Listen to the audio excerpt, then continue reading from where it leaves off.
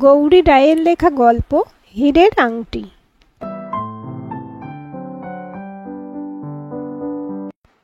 Hello, Jadavpur থানা? Yes sir, Priyanka resident থেকে বলছি। স্যার, আমার নাম অমল মাইতি, ওই আবাসনের ম্যানেজার। 3rd ফ্লোরে সস্ত্রীক রুদ্রনীল শর্মা থাকেন। মনে হচ্ছে স্যার কিছু অঘটন ঘটেছে ওই ফ্ল্যাটে। 2 দিন ওনারা দরজা খুলছেন না, ভেতর থেকে লক করা। বেল বাজিয়ে কোনো সাড়া পাওয়া যাচ্ছে না। লোকেশন বলুন। যাদবপুর স্টেশনের কাছেই প্রিয়াঙ্কা রেসিডেন্ট। ওর উল্টো দিকে হলদিরামের শোরুম আছে। আপনার ফোন নাম্বারটা বলুন। দ্রুত নোট বইতে মোবাইল নম্বর লিখে নেন ইন্সপেক্টর দেবদীপ। থানা থেকে পুলিশ আসার আগেই আমরা প্রিয়াঙ্কা রেসিডেন্ট সম্বন্ধে কিছুটা ধারণা করে নিই। এক নজরে দেখলেই বোঝা যায় কোটিপতিদের বাসস্থান এটা। গ্রাউন্ড ফ্লোর অত্যন্ত আধুনিক বিলাসবহুল, অনেকটা হোটেলের কায়দায় রিসেপশন, ড্রিঙ্কের শোরুম, তাছাড়া নামি দামি অনেক দোকান। 1st ফ্লোর থেকেই 7 তলা ফ্ল্যাট, প্রতি ফ্লোরে 14টি করে ফ্ল্যাট। নিরাপত্তার বেষ্টনী ভেদ করে ঢোকা অসম্ভব। প্রত্যেককে পরিচয়পত্র দেখিয়ে লিফটে উঠতে হয়। আধ ঘন্টার মধ্যে পুলিশের গাড়ি থামলো আবাসনের বাঁ দিকে। ওই দিক দিয়ে আবাসনে প্রবেশ করতে হয়। অমল মাইতি নিচেই অপেক্ষা করছিলেন।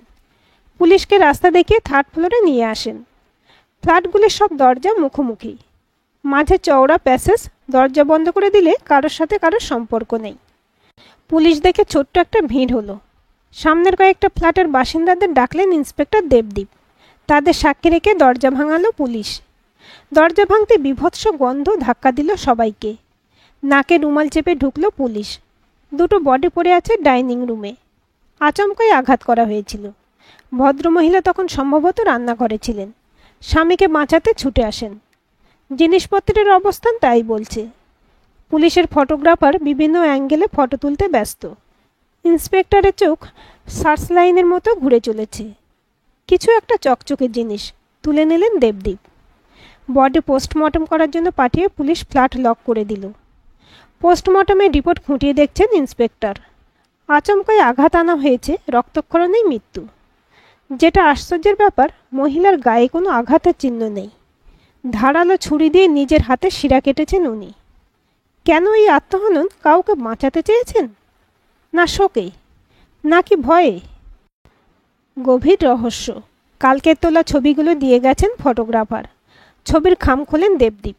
অসামান্য রূপসী মৃত মহিলা, বয়স আনুমানিক 30। ভদ্রলোক ও সুপুরুষ, বয়স দুজনের একই মনে হয়। আসবো স্যার? সামনের ভদ্রলোকের সঙ্গে মৃত মহিলার আশ্চর্য সাদৃশ্য সহজেই নজরে পড়ে। আসুন। আমার বোন আর ভগ্নিপতির মৃত্যুর ব্যাপারে কান্নায় গলা বুঝে যায় ভদ্রলোকের। নিঃশব্দে জলের গ্লাস এগিয়ে দেন দেবদীপ। এক চুমুকে গ্লাস শেষ করলেন ভদ্রলোক। স্যার, আমি প্রদীপ্ত মজুমদার। খবরটা কোথা থেকে পেলেন? অনেক সাবধানী প্রশ্ন দেবদীপের। প্রিয়াঙ্কা রেসিডেন্টের ম্যানেজার ফোন করে জানিয়েছিলেন। আপনার ভগ্নিপতির বাড়ির ঠিকানা, বডি শনাক্তকরণ করতে হবে।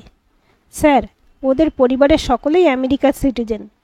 ওদের সাথে আমাদের কোনো মৌখিক পরিচিতি নেই। আপনার ভগ্নিপতি? বছর 6 আগে ওরা আমেরিকার পাট তুলে কলকাতায় স্থায়ী বাসিন্দা হয়েছিল।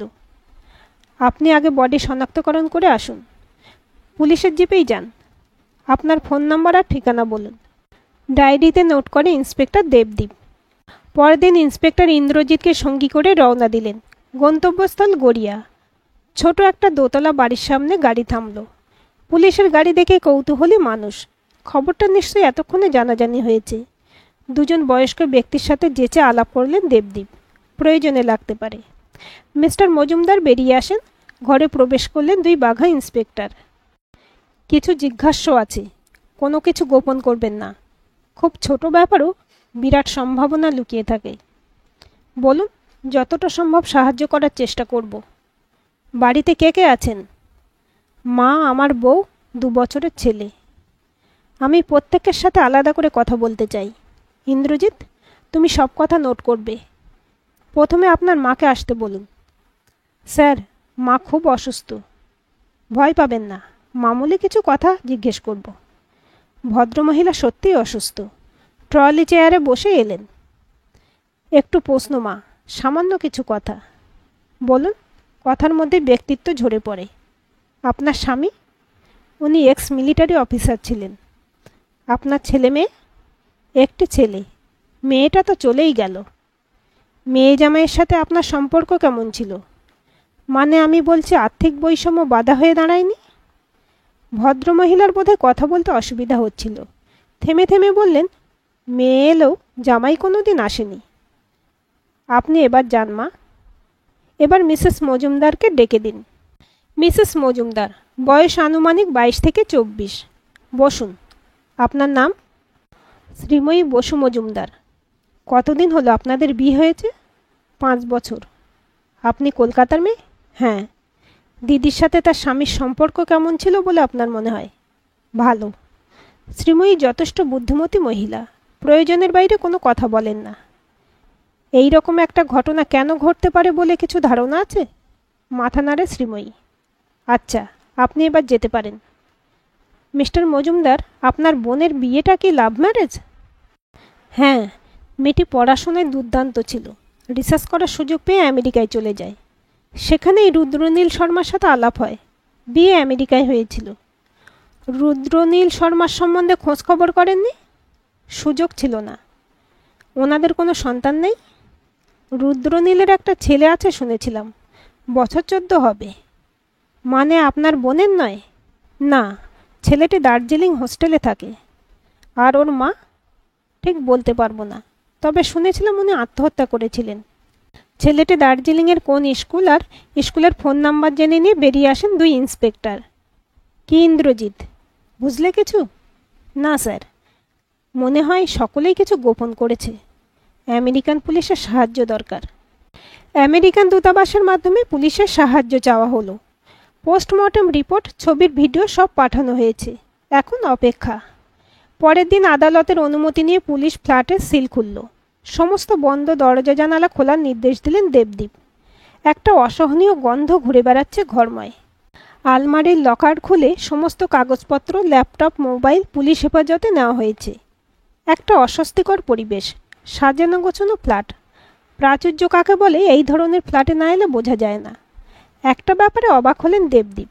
বাইরের ঘর ছাড়া কোনো ক্যামেরা লাগানো নেই। ছিল না, না বাসিন্দাদের অজান্তেই খুলে ফেলা হয়েছিল। স্যার, এই প্যাকেটটা আলমারির জামা কাপড়ের পেছনে লুকানো ছিল। একটা মেডিকেল রিপোর্ট। ওটা নিজের কাছেই রাখেন দেবদীপ। জানালাগুলো খুঁটিয়ে দেখেন। একটা জানালায় একটা সরু লাইলনের দড়ি ঝুলছে। দুধ বা কাগজ বেঁধে দেওয়া হয়। এইসব ফ্ল্যাটে ঢোকা অনেক হ্যাপার ব্যাপার, তাই আদান প্রদানের সহজ উপায়। সব লুকোনো ক্যামেরা ভালো করে দেখেছে পুলিশ। ওই ফ্ল্যাটে শর্মা দম্পতি ছাড়া কেউ ঢোকেনি। তাহলে কোন পথে আত্মঘাতী এসেছিল? রাতের খাওয়ার পর কেসটা নিয়ে দেবযানীর সাথে কথা বলছিল। সত্যি কি প্যাথেটিক না? আগেই মাকে হারিয়েছে, এখন বাবাকে। ছেলের দায়িত্ব কে নেবে? এবার হয়তো আমেরিকায় ফিরে যাবে। দেখো, ওকে নিয়ে আমার কোনো চিন্তা নেই। পরিবার নিশ্চয়ই কিছু ব্যবস্থা করবে। উকিল মারফত স্কুলের প্রিন্সিপালের কাছে খবর পাঠানো হয়েছে। দেবদীপও ব্যক্তিগতভাবে প্রিন্সিপালের কাছে ছেলেটির সাথে আলাপ করার অনুমতি চেয়ে রেখেছেন। মায়ের মৃত্যুর ব্যাপারে ও নিশ্চয়ই কোনো তথ্য দিতে পারে। ছেলে কেঁদে উঠতে দেবযানী উঠে পড়ে। হঠাৎ ইন্সপেক্টরের খেয়াল হলো, থানার লকারে মিস্টার আর মিসেস শর্মার মোবাইল, ল্যাপটপ আর অন্যান্য কাগজ থাকলেও একটি খাম তিনি সঙ্গেই নিয়ে এসেছিলেন।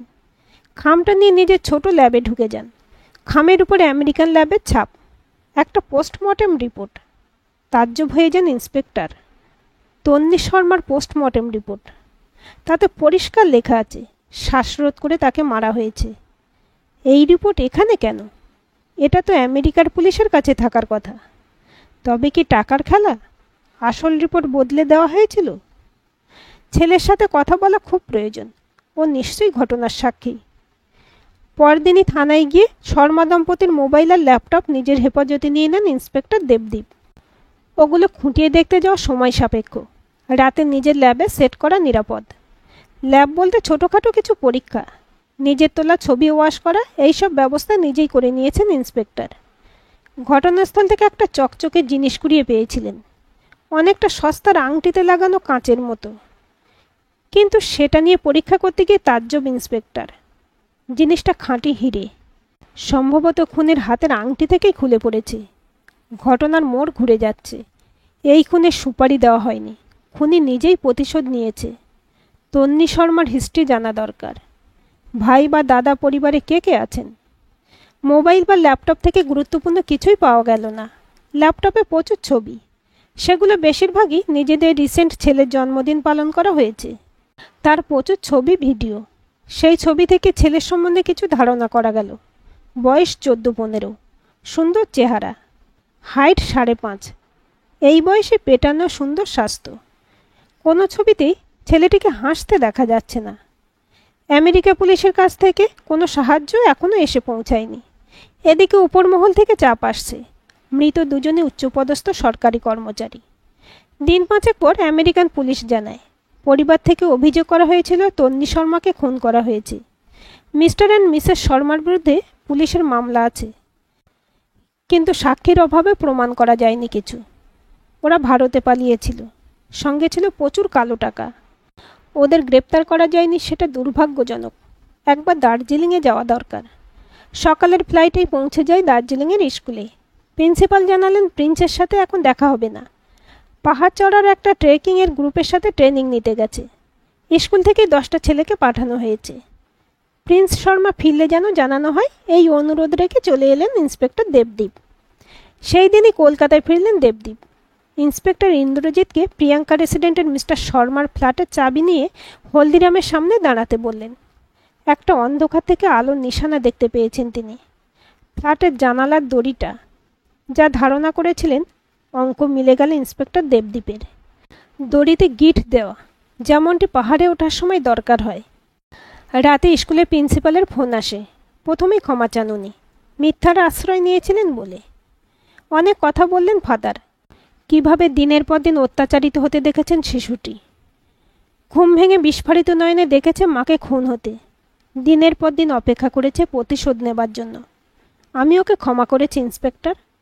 আশা করি করুণাময়ের দয়া ও পাবে। ওর কাকা এসেছেন, ভোরের ফ্লাইটে আমেরিকা চলে যাচ্ছে প্রিন্স। ফোনটা রেখে স্থানুর মতো বসে থাকেন ইন্সপেক্টর। হঠাৎ যেন ঘোর ভাঙে। ফাঁকা রাস্তায় দ্রুত গতিতে এগিয়ে চলে দেবদীপের হিরো হোন্ডা। যে করেই হোক পৌঁছাতে হবে প্রিন্সের কাছে। মাল চেকিং হয়ে গেছে। কাকার হাত ধরে এগিয়ে যাচ্ছে প্রিন্স। পেছন থেকে ডাক শুনে থমকে দাঁড়িয়ে যায়। ইন্সপেক্টরকে দেখে মৃদু হাসি ফুটে ওঠে ওর ঠোঁটে। গ্রেপ্তার করবেন ইন্সপেক্টর? হাত বাড়িয়ে দেয় প্রিন্স। দেবদীপ পকেট থেকে একটা ছোট্ট মোড়ক বের করেন। এটা দেবার জন্য প্রিন্স। প্রিন্সের চোখে তখন হীরের মতো ফোঁটা নেমেছে। ঘোষক প্লেন ছাড়ার ঘোষণা করছেন। দ্রুত মিলিয়ে যাচ্ছে প্রিন্স। দেবদীপের চোখও ঝাপসা হয়ে আসে। আজকের এই গল্পটি আপনাদের কেমন লাগলো কমেন্ট করে জানাবেন। ভালো লাগলে অবশ্যই একটা লাইক দেবেন আর চ্যানেলটি সাবস্ক্রাইব করে সাথে থাকবেন।